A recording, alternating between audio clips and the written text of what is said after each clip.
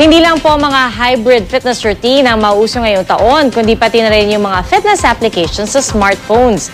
Paano naman kaya ito makakatulong sa kalusugan ng gumagamit? Narito ang mainit na balita.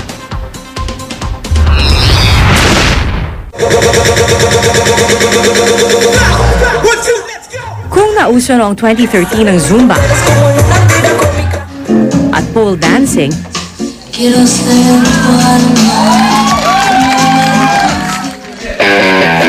ngayong 2014 mauuso raw ang mga hybrid fitness routines.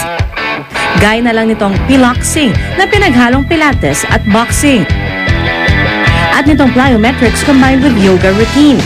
What we're gonna do today is plyometric warm-up, including animal stretches. It's a good combination. It's for you to be flexible, for you to get your blood circulate, okay, and get ready for the workout.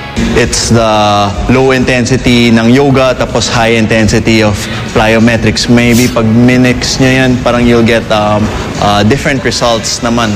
At saka sa attention span ng mga tao, parati sila naghanap ng something na bago, di ba? So, kaya nakita mo may nagme-merge ng mga fitness activities. At dahil dumarami ang smartphone users ngayong 2014, darami din daw ang mga fitness app para sa mga gustong masubaybayan ang kanilang improvement. Si Gino na 8 buwan nang naka-enroll sa gym, itong Android app na MyWOD ang gamit tuwing nag-eehersisyo. Nasusukat nito ang bilang ng nagawang routine pati na ang bilis ng pagtapos ito. Maganda kung natatrack mo yung strength mo at saka yung speed mo. So, itong ginagamit kong app, makikita mo kung yung progression mo. Kung lumalakas ka ba o mahina. So, maganda rin siya kasi wala. Kasi ilista mo somewhere na baka mawala. At least ito nasa phone mo lang. May bonus demo pa ang mga routine kung sakaling gusto mong mag-ehersisyo sa bahay. Meron siya mga sample din ng mga movements kasi marami rin movements na baka hindi familiar yung mga nag-exercise. So may mga demos rin siya. Para sa mga magkakaibigan na gustong i-challenge ang isa't isa sa pag-ehersisyo at pagdadiet, bakit di subukan itong Comufity na kayang i-record ang progression ng bawat miyembro ng grupo?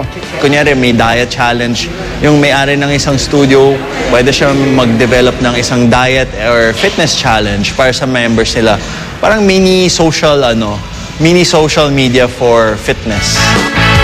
Ang running app naman na ito, kayang ma-monitor ang layo ng iyong tinakbo, pati na ang mga mismong lugar na iyong nadaanan. So, kailangan holistic yung approach mo into fitness. Anything you measure, you'll do better. You'll see more results. Pag hindi mo measure, parang balay, wala lang.